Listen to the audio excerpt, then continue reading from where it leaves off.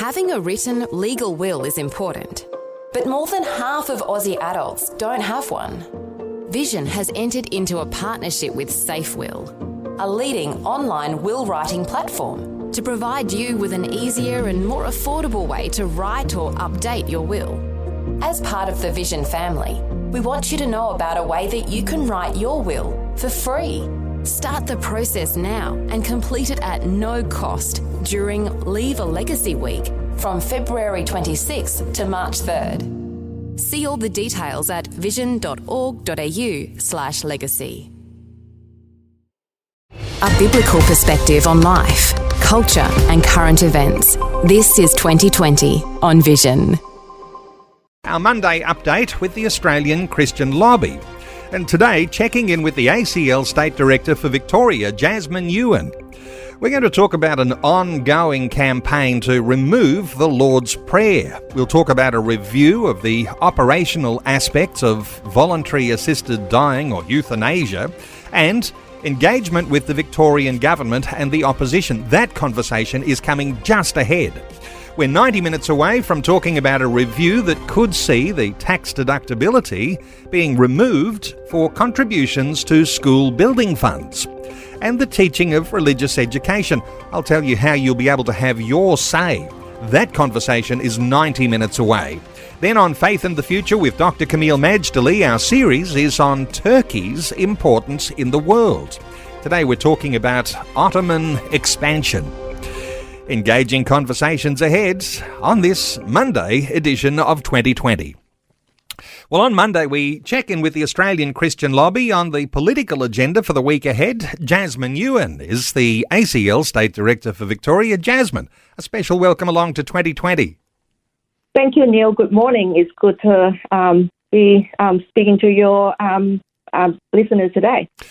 Jasmine, just before we get into some of those issues, and we'll get a bit of a focus on Victoria, that's your stamping ground, and you're responsible in so many ways for getting involved in the politics that's going on in Victoria. But you might have caught some stories of some random stabbing attacks over the weekend, and one of those was in Brisbane. Note another one on the Central Coast in New South Wales, another on the Gold Coast. But there was a 70-year-old grandmother allegedly stabbed in front of her granddaughter, and tragically she died at the scene. And police have reportedly made one arrest in relation to that incident. But just a quick note, in honour of this woman, her name was Vilene White, a retired school teacher, a wonderful woman of faith, and she was on her way, as reported, that afternoon on Saturday to a Bible study. Her family, they had made a special note of her faith in Christ, and many are concerned about the rising number of violent crimes happening in communities, not only in this particular instance, but all around Australia. Jasmine, at the ACL, you're constantly focused on the changing culture around us, and violence is one of those areas that seems to be increasing as we move away from our Christian foundations. I wonder if you've got a thought on the changing culture. Yes, Neil, that is really concerning. We definitely see a drift from God and the biblical teaching, and therefore our generation, younger generation, or a little bit older one, they are lacking of biblical worldview. The Barna research actually shows us that there is actually a decline in biblical worldview in each of the generation. And when people are departing from God and the biblical teaching, we see that there is a breakdown of absolute truth as well as the moral standard. There is actually no surprise seeing how our world become now, nationwide as well as in other Western nations as well. Apart from the drifting away from God, we also see that there is a wide influence of social media, as well as the use of drugs and alcohol, breakdowns of family, as well as education is another factor, as well as weak law and order. This armed crimes kind of problem is also rampant in Victoria. We also have lots of stabbings going on in the community, as well as robbery, break-in robbery as well. one of the problems in Victoria, for example, is the age of criminal responsibility being raised to 12 years old. So that is another concerning thing, and it will actually increase this kind of crime in our society. Interesting things changing so quickly. It's difficult to keep on top of all of the issues and give them all the amount of attention that each one deserves. But as you say, worldview being lost, some of our Christian foundations eroding dramatically, and what we're seeing, of course, is a rise in cruelty and violent crime and the weaknesses of law and order, which we're observing significantly. Now, it comes to a lot of the issues that you're working on, and sometimes the issues that you're lobbying and campaigning in, Jasmine. These are the sorts of things that you need to maintain if you're going to get some semblance of those Christian foundations making a difference in the harmoniousness of a society. One of those you're working on, of course, is the Lord's Prayer. In Victoria, there's some threat there to the Lord's Prayer in local councils. What's your view of what's going on in Victoria? Yeah, so I'm sure you know that Premier Allen is actually responding to a fresh call to remove the Lord's Prayer from the Victorian Parliament. It has been a concerted effort in the past few years, not only in the Parliament but also in the local council. So only not too long ago, the city of Boroondara actually just voted to remove the prayer. So we altogether have 79 councils in Victoria. Out of these 79, we still have 37 councils who are still reciting the prayer before they start their meeting, so which is still good. But what I see is that there will be continual push to remove the prayer.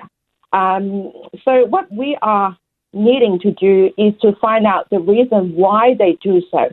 So I'm waiting for a legal letter through the Freedom of Information to find out why they want to remove the prayer, because there is a lawyer from the Morris Blackburn firm who is actually writing to the local council advising that the inclusion of the prayer was actually unlawful under the Victorian Charter of Human Rights and Responsibility. And this is what she said.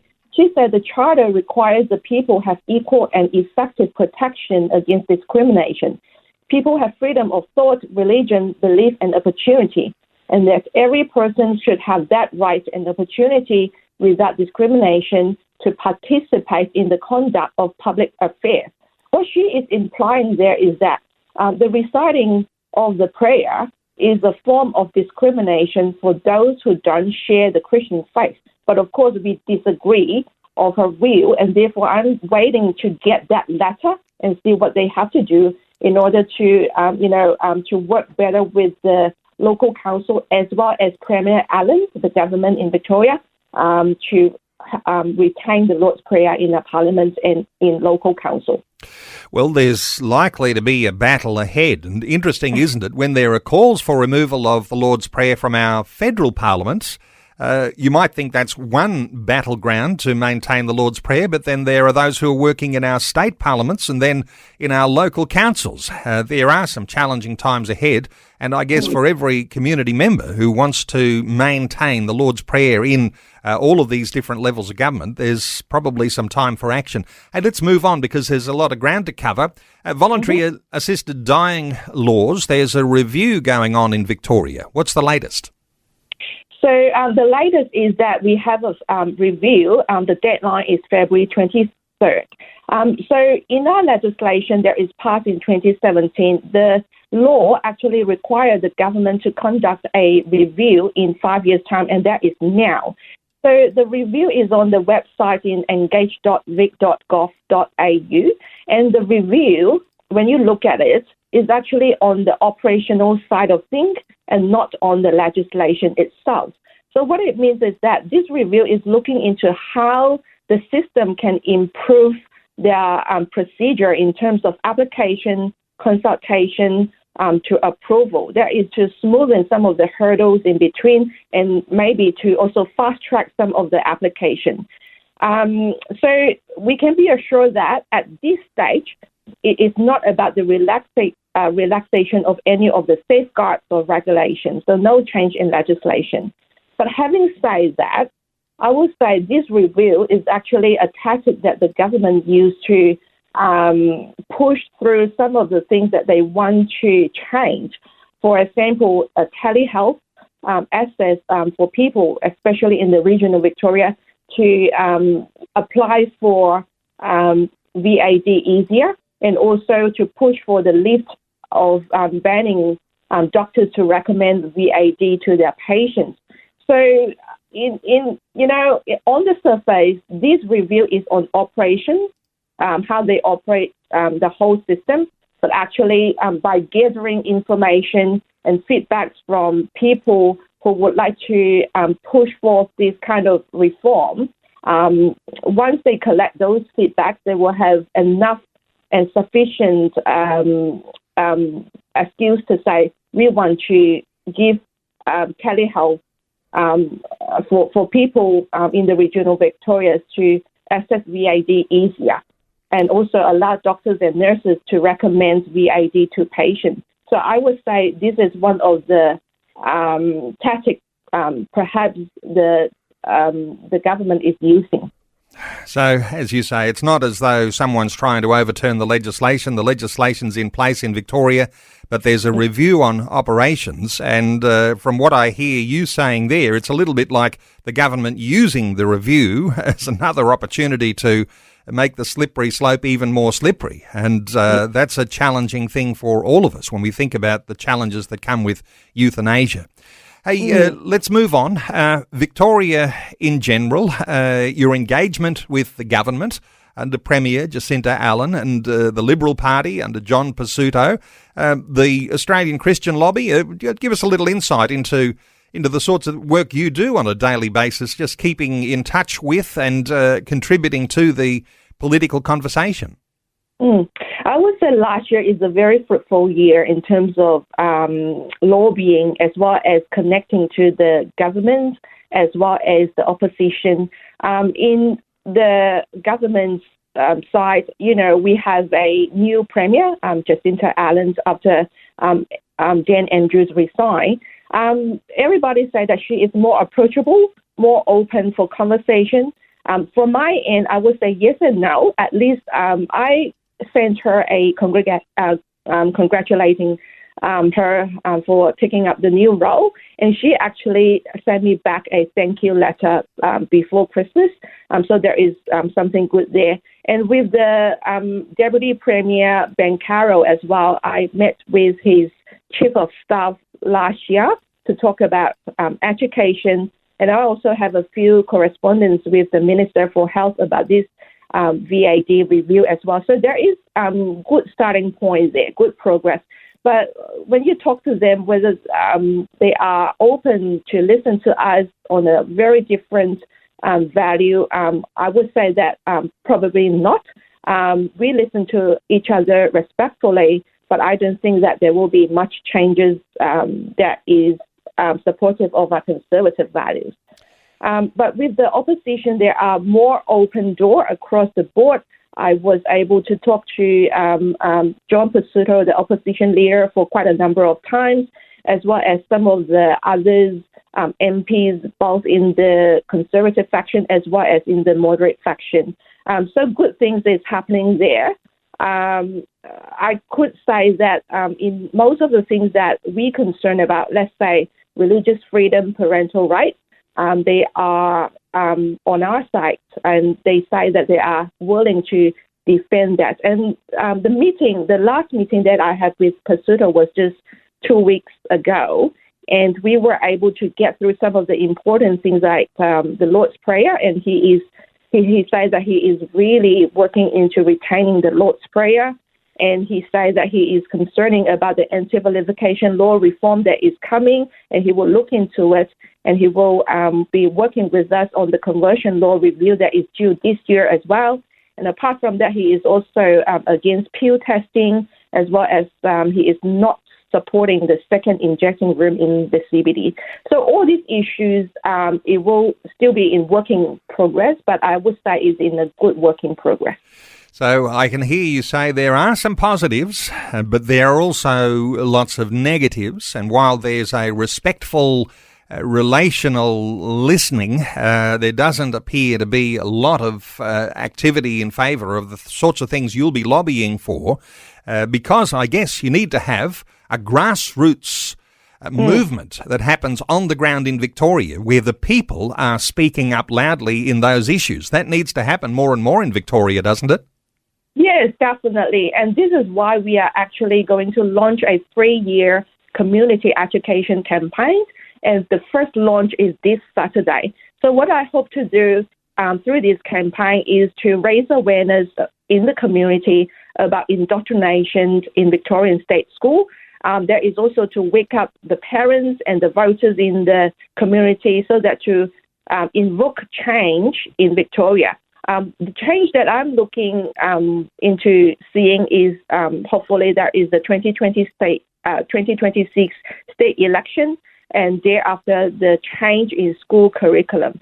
As I mentioned before, education is a core problem for our younger generation as the changing culture in a society. So I'm really hoping that there will be more people, more Christians standing up to help us in this community education campaign. So many people shaking their head and wondering how Victoria has gone so far down a path of all of these anti-Christian views and principles and values that have been employed in the state. There are some challenging times ahead. A lot of that comes down to schools, doesn't it? And you've got your community education campaign launch coming up from the 10th of February. That's pretty exciting. And for Victorian listeners to get in behind that, that's going to be something significant. But, of course, some of the core problems in Victoria around, you know, what you could call an indoctrination of children in schools. How do you see those sorts of things in Victoria? That is a huge problem. It's not only in the recent years, but it has gone for at least 2 decades. So in Victoria, we have 2 concerning programs for school children. That is respectful relationship and sexuality education. The respectful relationship is actually more than teaching kids to be respectful, but is actually a slow and subtle brainwashing of children about gender and sexuality. From teaching them that gender is a social construct that can change and evolve over time, and to teaching them about gender diversity in the higher grades. To be honest, the respectful relationship, they will have new content coming up. That is to introducing the preferred pronouns as early as to young children in grade 1 and even prep. And for sexuality education, if you go through the content, it is just concerning because it's pornography. So in our school in Victoria, where we come down to this is because the state school curriculum has really focused on gender theory, identity politics, and political activism. And that is also why we see school children attending climate change protests, as well as recently the pro-Palestine protests during school hours. And that is a huge concern. So our education system and curriculum definitely need a change, but if we don't campaign and raise awareness in the community, and there is no change in government, and there is definitely no change. So definitely we need a change in 2026. 2026, that's the next state election, and an opportunity between now and then to put that sort of pressure on politicians, whether they're in government or whether they're aspiring to as candidates in an opposition sense.